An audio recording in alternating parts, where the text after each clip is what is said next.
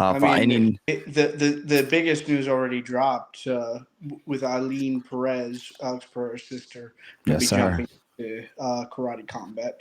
She's famous for being a former Glory kickboxer. She has some MMA experience. Interestingly enough, she trains over in my state, Connecticut, with Glover Teixeira. Yeah. Uh, she's training some MMA there. But interesting thing about Glover, she actually does have a karate background in Hawaiian Kempo. Oh, interesting. So how you feel about this MMA pickers, man? We got the sister of Stone. I'm using that one right now, man. Hopefully she can get some good knockouts. But how do you feel about this signing, and what do you think it does for karate combat? Shama, all the way. Love Shama. it. Can't wait. Can't wait to see Aline Perez get a killer knockout. I can't wait to see. I'm sorry, Aline Perez. That's a goat shit fighter. Yeah. I meant Pereira. Can't wait to see Alex and Glover and the Crowder in the corner. Hopefully, that'll be awesome. Obviously, we can already see the hype that's coming from that signing. I think it works in all areas. I think she's a perfect candidate for the rules of competition, and obviously, with the star power that she has and the star power that Alex has and Glover has, and he's fighting there in a few days in the same city. So I think it works on a lot of different levels. Great signing. Very very excited about this. Yeah, and they spoke to Alex about it actually at the press conference yesterday. They one of the press brought up the fact that she signed over to Karate Combat, and was he sticking around for her fight, and how did he feel? He had some good words. He spoke highly of Karate Combat. He's been to multiple events. I've seen him at least twice myself. Yeah, I've seen one that. he just happened to be fighting the next weekend, so he was there for fight week, and he was just Yeah, like he just hit up the organization and was like, "Can I come to the event?" right. I love when he's there. It's scary. Me and him locked eye contact across the pit one time. And he was just like, he's stoic as shit. He's just like looking straight ahead. And I was like, oh man, that's scary. But yeah, Alex Perez is It's going to big. be And funny if Eileen wins and it's just completely deadpan. bro, I would listen, bro. I'm I excited.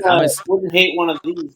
If she gets a KO and hits one of these, bro, Though, epic. shout out to her opponent, though. She is also making history here as the first Irish woman to ever fight in karate combat history. Yeah, she is. I couldn't find much on her. We'll get more into that later. I'm pretty sure you have some information on her, Mac.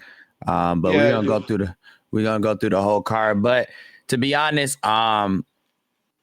big name. She has interesting shoes to like. I wouldn't say shoes to fill, but just an interesting legacy to come behind. With Alex and what he's done in the UFC. I mean, he's done a lot, and he's got a big fight this weekend against Khalil Roundtree. Which interesting. I want to know real quick before we move on to get into the KC card. I know we do karate combat, but this is a big fight, and we were talking about a sister. Do you guys have any predictions for Khalil Roundtree versus Alex Pereira this weekend? Uh, I, I haven't watched enough of Khalil's tape to Yeah, really make good assessment. yeah, Uh, it seems like he wants to stand with Alex, which isn't usually the best idea.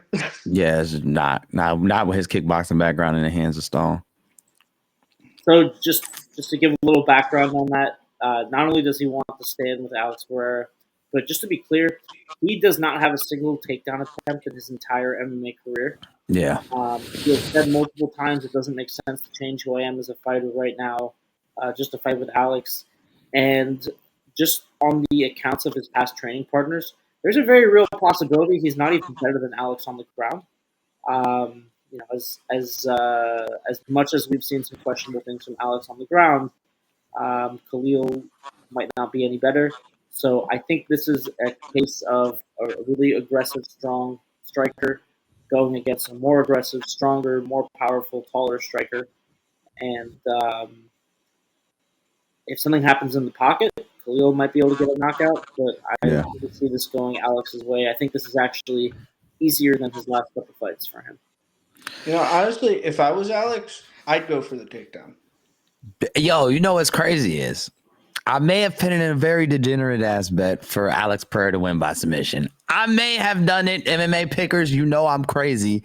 But listen, did you hear what Kayla Harrison said? Yes, I did. Okay, so I had to throw it in just because of that. It's probably not going to hit. And I didn't put a lot of money on it. But just for shits and giggles, just in case Alex Pereira decides to get his first submission win, I'll cash in on it, you know?